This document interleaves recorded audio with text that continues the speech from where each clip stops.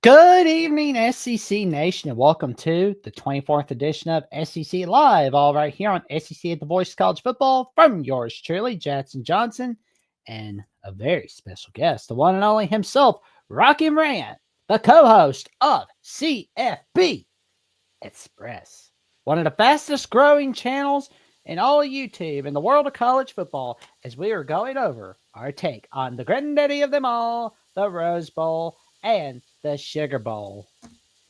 How you doing today, good buddy? I'm good. I'm out here in LA, so I'm kind of getting to start seeing a bunch of different types of red, and of course a crimson coming into my neck of the woods. If any of those on the Alabama side are heading out west, drop into the DMs on our channel on any comments. Happy to give you a tip there or X. But man, I'm looking forward to that game. Rose Bowl is always amazing for people making that first trek out here. I know Alabama's been out recently. And how can you not have fun at the Sugar Bowl? Hey, Regardless, everything up to the outcome, even if you lose, is going to be amazing. If you lose, it's a little bit different, but the build up is always amazing. Glad to be here. oh, no doubt, man. Like, California love. Ba-da-da-da-da-da-da-da. Oh, man. Bring an umbrella though, guys. It doesn't usually rain, but it's definitely raining here this Rose Bowl season. Oh, man. Like, Manny was talking about how it's probably flooding in California, but I hope it's not. I'm just like, just rain, but not to the point where it's flooding. Like, it's like, okay, don't get us worried. Yeah, look, everybody will survive, but it will take you even a little bit longer to get in and out. But hopefully, the Rose Bowl has this magical thing that it doesn't matter what the weather is, and I wouldn't be surprised if somehow, the rain's cleared. But to be honest, it would also be a fantastic thing to just see how crazy that game would be in the rain in the mountains of Pasadena in the historic Rose Bowl. Oh man, like no doubt about it. No doubt. It's gonna be fun seeing what happens between Alabama and Indiana. But for those who hadn't seen CFB Express, how are you feeling about this game? We just did previews on most of the games. We actually didn't get to our preview for the Sugar Bowl yet. We've talked about it before, um, but talking to you and Alec from Indiana, Voice of College Football, the other day got me really even more hyped up to this game. I just don't know which game we're getting. Which Alabama team are we getting? Because I think there's a version of an Alabama team that can absolutely beat Kurt Signetti and Indiana. And that's the game I'm hoping for us to see, regardless of the outcome. Something where, it stays close to the beginning. And, we have to me, the best coaching battle going on in that game by far between Kalen DeBoer and Kurt Signetti. So I'm definitely looking forward to seeing what happens post the Oklahoma Alabama game and that great comeback that the Crimson Tide was able to do. I think it's still dangerous for these. The win of getting the buys is great, but 4 weeks almost is really rough for any team to come back to you when Alabama just went through the ringer there in Norman. So it's going to be an interesting game. I think it's potentially the most interesting game of all four when it's all said and done. Oh, no doubt, man. It's gonna be a fun one seeing what happens. To see if we'll see the first half. Ty Simpson. Well, who am I kidding? The first half, Ty Simpson is basically back, as we saw against Yeah. Oklahoma. I think we can see that again against Indiana, but one fatal mistake and Indiana can definitely win the Rose Bowl for 2026. Yeah, I don't think Ty can afford to have first half bad Ty Simpson. I don't. Oklahoma has an amazing defense, and I don't want to discount that. But Indiana has had the second ranked total defense and scoring defense in college football. That secondary for Indiana is no joke, and I just don't know that that Indiana is going to help along the way that Oklahoma helped Alabama to do that comeback. And I don't want to take any credit away from Alabama from making a damn ass impressive comeback from 17 down in Norman on Friday night in what seemed like a very electric atmosphere. But Indiana's a better coach team, doesn't make those kind of mistakes. Fernando Mendoza won the Heisman for a reason.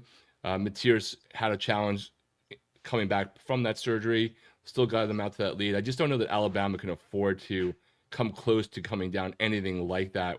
So bad Ty Simpson should leave that back in Tuscaloosa, find the other version, have him come out a little bit earlier. Oh, no doubt, man. Like it's going to be interesting to see what happens, in that one. But like the run game, definitely curious about the run game for Alabama. Like just like because it's like it's not been looking so good, but I'm feeling like maybe, just maybe, they're saving their best for the biggest games in college football. Look, I thought we were hoping that there would be a rejuvenated Alabama run game in that game versus Oklahoma, right? You had guys coming back, and after 4 or 5 weeks of a challenging situation there, but that did not materialize in the game. So I think if you get any part of the run game for Alabama to like at least chew it up, even if you don't even get to 100 yards, but you get far more than what was it, 27, 30 yards in the last game. Um, that's certainly going to help Alabama with a little bit more balance, at least keeping Indiana a little bit off guard. Maybe keep the secondary a little bit more on watch versus being able to key in on the receiving core of Alabama. But I think Alabama's got to come out strong. I think they need to make a statement in the first quarter and make sure everyone knows this is going to be the game that we know Alabama is completely capable of playing and has played this season, as opposed to what we saw at least in the first half of the Oklahoma game and definitely the Georgia game.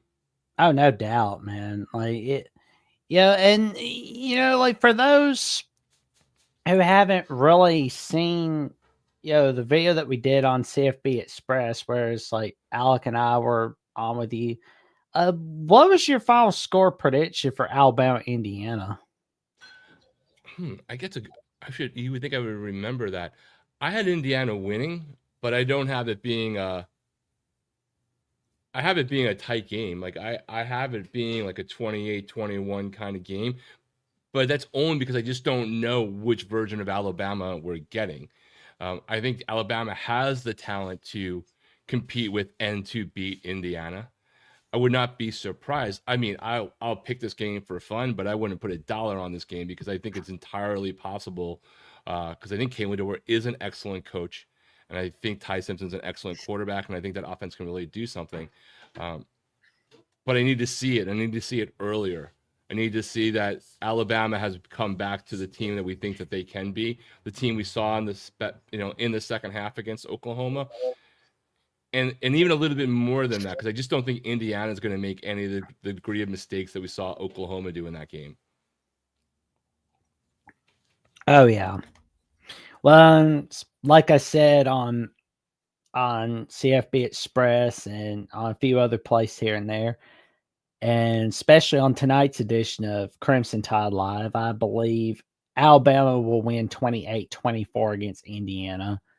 Feels like a pretty good final score prediction in the 2026 Rose Bowl, but it'll be interesting to I think, see. look, I think either way, I think it's going to come down.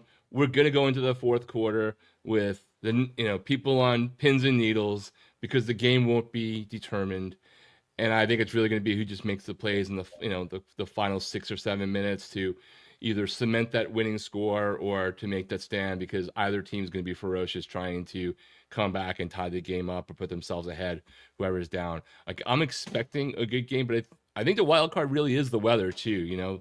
I think it's something that people need to pay attention to. I don't know who it benefits better. I kind of think it might benefit Indiana more unless Alabama is able to get that running game going.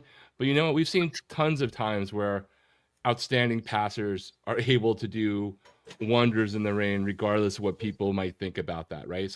Those conditions may not affect the game to the degree that some people might be worried about if that rain materializes into any degree of what some weather reports have out there. And we'll take that all with a grain of salt. Still, 2.5, 3 days away from kickoff. No doubt, man. And now we get to the 2026 edition of the Sugar Bowl between the Georgia Bulldogs and the Ole Miss Rebels. And that's basically a revenge game for Ole Miss. Yeah, because they say, it's just going to be interesting to see whether the kryptonite of Georgia is gone from Ole Miss. Because it's like Oklahoma's a kryptonite for Bama. Yeah, no. Alabama's a kryptonite for Georgia. Yeah, no. Well, look, anyone who's dismissing Ole Miss's chances in that game clearly just forgets what the Ole Miss Georgia round one game was like. Ole Miss was up in that game. Ole Miss felt like they were going to win against Georgia, and then just was not able to close the game. And yes, of course, there's been coaching changes since then. And you still have staff members on Ole Miss who are destined for new locations once the playoff run is going. But you do have your permanent head coach in place.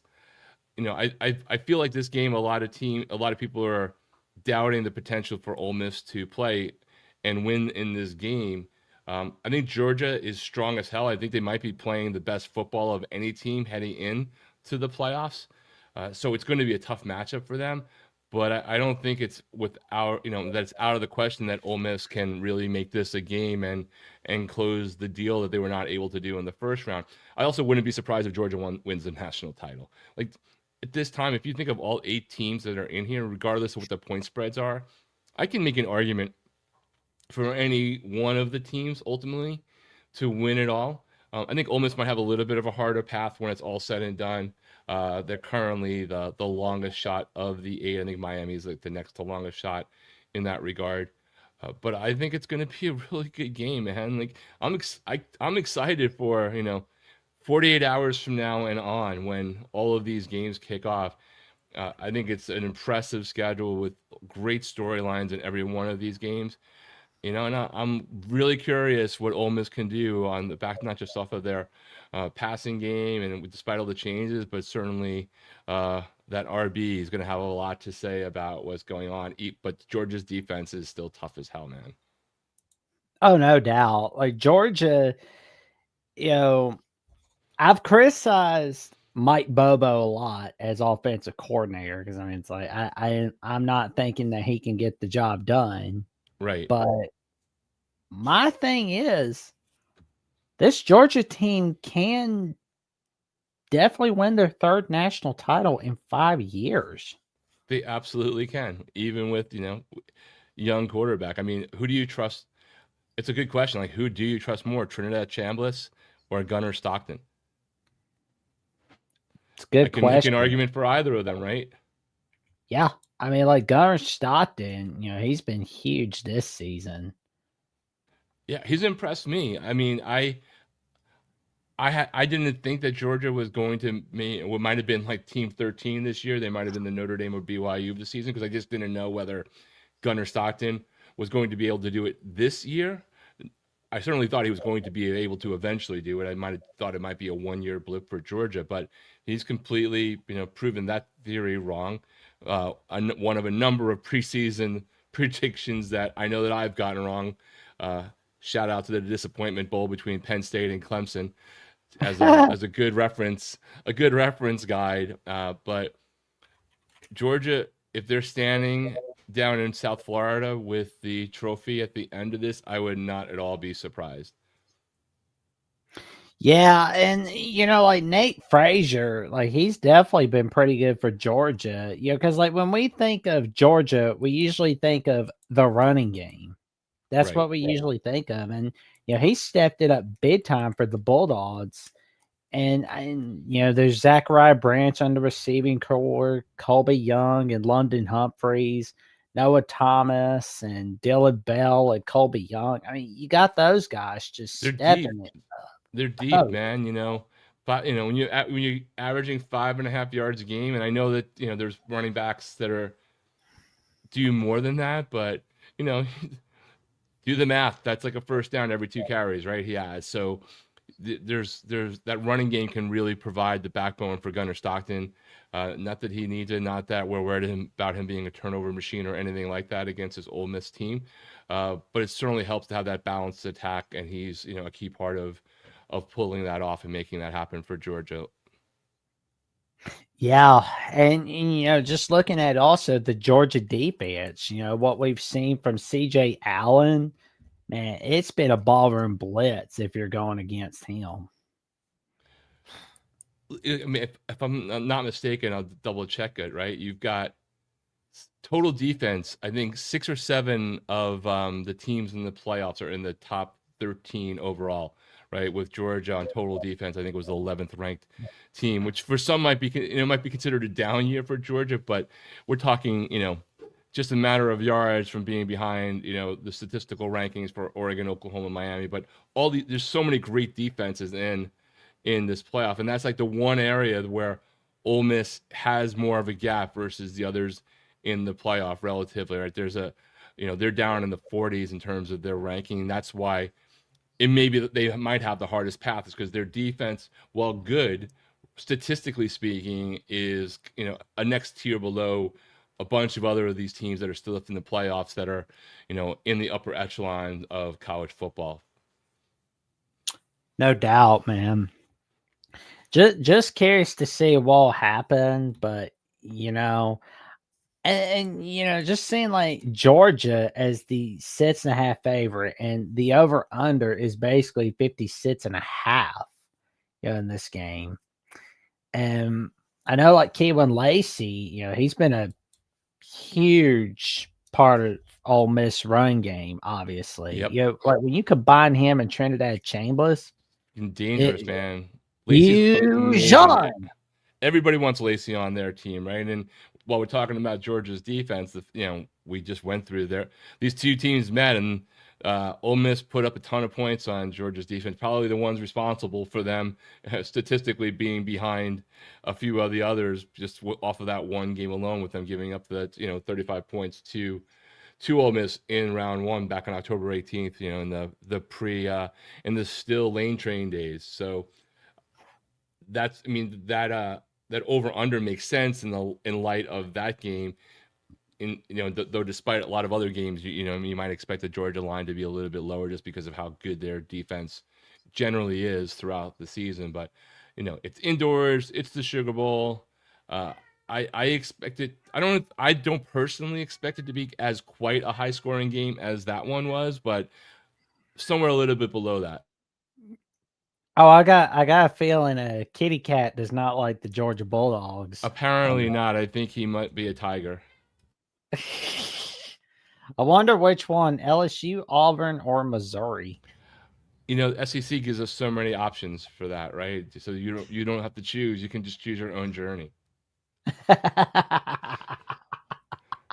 Oh man! All of they might want to go with Missouri this year based off of the regular season, but all three of those cats need a fresh start for next year, right? Good Lord, they do, don't they? And, because I talked about this with Caleb Sailors yesterday, and this will be released on here on AC at the Voice College Football. But we talked about what Ole Miss definitely has to do to win this one, and they have to put a ton of pressure on Gunnar Stockton. Georgia didn't even punt once the first time they played this season. That's nuts. Yeah, they need to make him. He's had a tremendous first season as a full-time starter, right? But that defense needs to step up and put some pressure and try to see if he can be forced into some mistakes, because that could be, when you have this gap and how these defenses can perform, and just the pressure that's going to be on in that specific situation. A little bit more pressure on him in this game versus the first one could go a long way to determining the outcome, and where Ole Miss can go in this game ultimately. Yeah, and they both have great tendencies, right? The thing that we know what Kirby Smart's going to do. We don't really know what new head coach, despite the staff, Pete Golding, like what will he do a little bit differently in this game with that staff? But you also have the downside of the staff being in transition, so it's an interesting coaching matchup as well. Yeah, I mean, it's like, who knows what's going to happen for Pete Golding, just kind of like crossing the fingers that we'll see some better luck for Ole Miss. Like, see more of like what they did against Tulane. Yeah, and it's hard to, it's hard to take the Tulane game and think about it in terms of Georgia, but you have to give Ole Miss credit for going out there and beating an opponent for the second time, which is supposedly theoretically hard. I know people say that in college football, but most of the time you don't really play teams twice. It's not the NFL where you have those conference games, but those divisional games within your conference. But the thing that they did do is they went out and they took care of business, right? They're not going into this game where, at least, for good or bad, Oregon had, a little bit of a bad second half there. Maybe that was good for them because Dan Lanning had a reason to bite into them for giving up all those yards as JMU didn't quit in the second half and was able to score a bunch of points. Granted, it wasn't always the number ones completely on the Oregon side, but there were starters in through that game till the end of the game. Ole Miss just took care of business for the second time, almost the exact same score. So they got those jitters out of whatever might be going on for his first official game as the head coach, and they set themselves up as well as you could with all of the turmoil they've had to turn this game into another very interesting game. And, despite whatever the spread was, if you look at that last game too, Georgia won by more than I believe the current spread is, but that was a close game, right? There was a series of circumstances there at the end, made the score look a little bit worse, but that game was a very tight game, and I'm expecting something similar in this round, despite all of the changes that have gone on at Ole Miss since we last saw these two teams on the field together. Agreed. And now we basically get to the score prediction section of this show for Georgia Ole Miss. And Brock, we will go with you first on this one.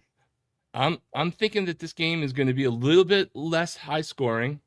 I have Georgia winning by a field goal in this game. I'm thinking 31-28. I do think we're going to be in a tight game into the fourth quarter, and Georgia just pulls it out by a field goal, 31-28. What are you thinking about there, Jackson? Reluctantly, I feel like they're going to beat Ole Miss by double digits.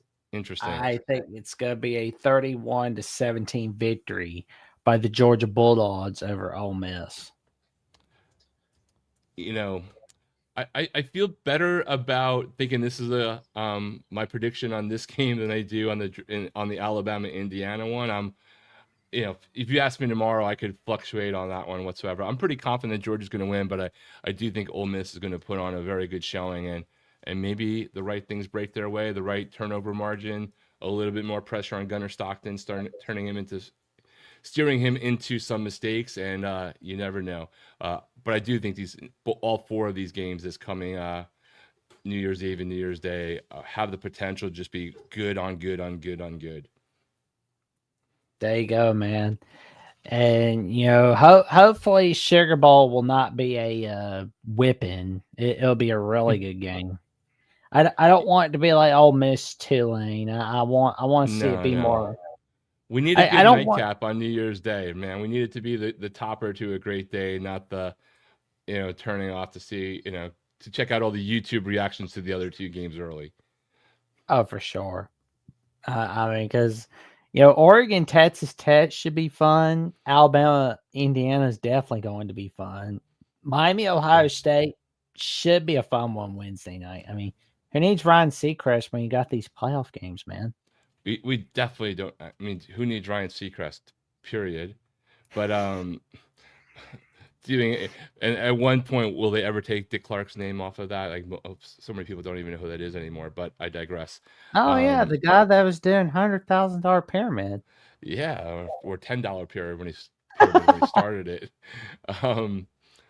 But yeah, look, I'm expecting these four games to be very good, regardless of whatever the point spreads are. It just feels like there's great stories, there's great matchups, there's good reasons for either side to think of it. Like, I think the worst case scenario in any one of these games, a team that is the underdog probably would win 1 out of every 3 times that these teams played, right? I don't think it's one of these things where these two teams match up every single time one team would win. I don't think we're in that kind of situation. They all have the talent on paper and on the field to actually pull off a victory. Some might need a little bit more circumstances, the right break their way, a bad break for somebody else. But they're all within the realm of possibility. We're not talking about, what can JMU to pull off the stunning upset that would be the biggest upset since Northern Illinois beat Notre Dame last regular season. And yes, I'm intentionally using Notre Dame just because I want tears. There you go, man. But before we end this show, we've got a message from Mark Rogers. He's got some bets for the world of college football. Roll it. College football is even more exciting when you've got some action on the line, and the games are even better when you're cashing in. And the Voice of College Football is the place to be to get the greatest value. Start with my picks. 75% against the money line, 58% against the spread, and I've got a 40-plus year track record. 11-0 in the college football playoff for me last year against the money line, 8-3 against the spread. And I'm just the warm-up act. Steve Merrill of Wager Talk is our ace in the hole, show stopper. 7 years with the Voice of College Football, over 30 years in the industry. Steve gives us analysis on all the big games, but you can't miss Steve's weekly under-the-radar pick. 28-12 against the spread the last 3 years. You also get picks from some of our top analysts here at the Voice of College Football, including Corey Bratta, Matt Zemek, and Steve Dace. Check out those numbers. Become a YouTube or Patreon member for just $99 per month. Go to the main channel on YouTube, click join, and then select the betting tier. Do the same thing on Patreon. Make 2025 a winner now. There you go. And that's why you go to Mark Rogers, Steve Dace from the Michigan Podcast, Matt Zemek from USC Primetime Live, USC at the Voice College Football, College Wire, Corey Braddett from the Hawkeye at the Storm, and of course, for those under-the-radar pits of the week, those holiday nuggets, you go to Steve Merrill from Wager Talk. 58% against the spread's no joke, man. That's Sharps territory in Vegas. So there you go, man. Get ready to rock and roll, man. And we wrap it up with telling everybody where they can find each of us. And Rock, what magic are you cooking up on CFB Express, good buddy? Yeah, we're a national college football channel. Jackson has been an amazing friend to the channel, and both guesting as well as connecting us with great other YouTubers covering different teams. We cover everything on our channel, from recruiting to the portal to the off-season craziness, from realignment and the legal stuff. But of course, we definitely cover the games. Most importantly, we do our picks. I'm not quite Mark Rogers level. I think I'm at 55% against the spread with our 10 picks we do a week as we wrap up this season here. My boy Flo is big on the recruiting and portal side. So if you're into national college football, just want another perspective from a bunch of guys who love the sport. We don't take ourselves too seriously, but we take the game itself very seriously. Give us a follow on CFB Express, and you can find me on Twitter at Rock and Rant. There you go. Tell your friends, your family, and the cashiers at Publix about the magic that Rock and Rant brings on CFB Express and the magic they brings on Mowing After Dark, Sundays at 6 p.m. Central Time. And you can check me out on Jackson Johnson 979, where I find out that I'm now 269 subs away from that magic number 1,000. And you can check me out on Alabama at the Voice of College Football, including tonight's edition, where we're going to really find out who Jeffrey's picking between Alabama and Indiana. He's got quite a dilemma. Alec Keyser and Bradley Loomis are joining Trevion, Jeffrey, and myself for the preview of the Rose Bowl, the granddaddy of them all, on Alabama. I call the granddaddy of the brawl, man. So, I like it.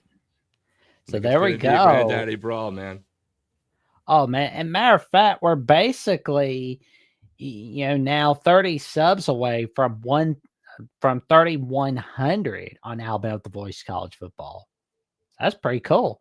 And on cool, SEC, oh man, and SEC at the Voice College Football, 3 subs away from 1,300 subs. And matter of fact, we are 703 subs away from that magic number 2,000. That's going to be fun right there. And for more updates, what I've got going on, the Jacksonian, Alabama, the Voice College Football, SEC, the Voice College Football, once, twice week appearances on Locked On West Virginia with Mountaineer Paul for Jackson's World College Football, and those once, twice week calls on the Five Ball Show. Check me out on @/Twitter at JacksonVOCFB and on Instagram and Threads, JacksonJots543908. And with that being said, like, comment, subscribe to the magic that Andrew Miller, Tucker Harlan, Josh Mahler, and I are bringing you on SEC at the Voice College Football Mondays and Wednesdays, so you never miss no video whatsoever, and we will be seeing y'all soon. Take care, everybody.